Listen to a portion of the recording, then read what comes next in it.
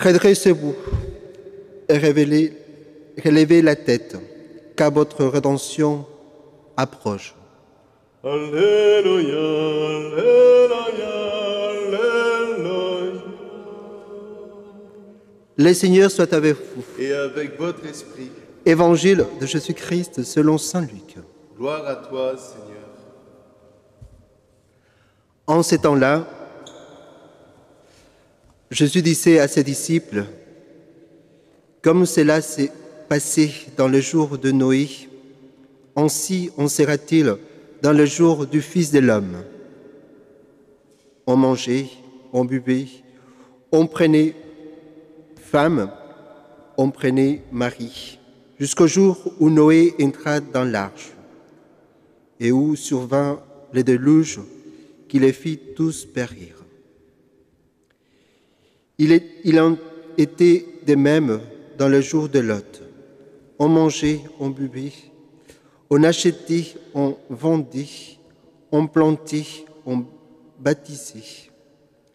Mais le jour où Lot sortit de Sodome, du ciel tomba une pluie de feu et de soufre qui les fit tous périr. Cela se passera de la même manière le jour où le Fils de l'homme se révélera. En ce jour-là, celui qui sera sur sa terrasse et aura ses affaires dans sa maison, qui ne descende pas pour les emporter. Et de même, celui qui sera dans son champ, qui ne retourne pas en arrière.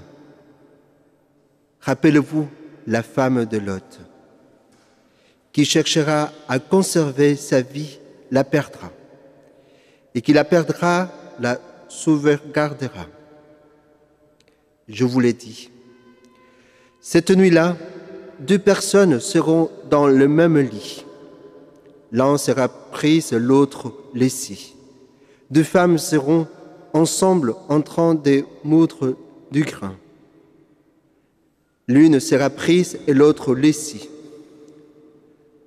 Prenant alors la parole, les disciples lui demandèrent « Où donc, Seigneur ?» Il leur répondit « Là où sera le corps, là aussi se rassembleront les vautours. » Acclamons la parole de Dieu. Louange à toi, Seigneur Jésus.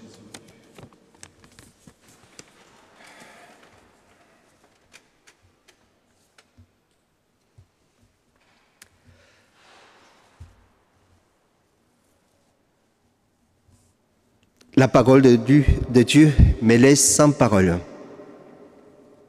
Aujourd'hui, frères et sœurs, dans les textes de l'Évangile, la fin du temps et l'incertitude de la vie sont remarqués.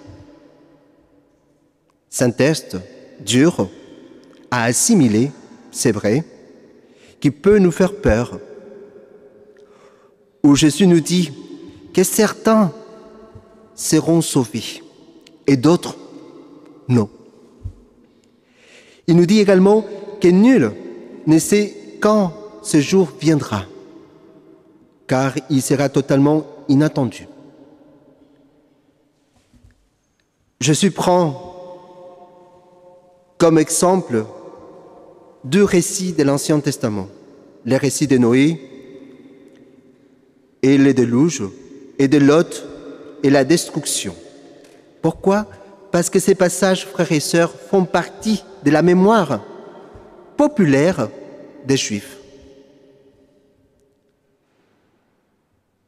Jésus dénonce cette conception fragmentaire de la vie qui mutile l'être humain et l'amène à la frustration. Aujourd'hui, nous vivons dans des temps troublés où tout peut arriver. Tout sur les plans politiques, sur les plans économiques, social et sanitaire. Où est-ce qu'on va ? On peut se dire le monde est malade. Eh bien, justement là, le Seigneur nous exhorte à centrer tout notre quotidien, frères et sœurs, sur lui, sur la relation avec lui, plutôt que sur les choses qui se passent sur terre. Comme il nous dit, ceux qui perdent leur vie la sauvegardent. Jésus nous révèle dans notre cœur l'attitude à prendre. Il emploie, c'est vrai, des mots forts pour remuer, on peut dire, nos consciences. Et il nous oblige à nous poser la question, des questions fondamentales. L'essence de ma vie, la mort, pourquoi je suis né, pourquoi nous sommes nés, où est-ce que nous allons, quel est l'essence vraiment de ma vie. Ces paroles, frères et sœurs, peuvent nous effrayer, c'est vrai, parce qu'on est distrait. Alors, moi aussi, et vous aussi, qu'est-ce qu'on a gardé d'hier soir? Voilà, le gouvernement a donné de nouvelles règles pour la suite, et peut-être on ne passera pas Noël ensemble, peut-être on sera confinés jusqu'à la fin de novembre, après le mois de décembre, peut-être, je ne sais rien. Une incertitude. Et qu'est-ce qu'on a gardé? On a gardé cela. Et je suis sûr qu'on s'est réveillé aussi avec cette idée. Et cette idée va nous suivre pendant toute la journée. Et demain et après-demain, demain.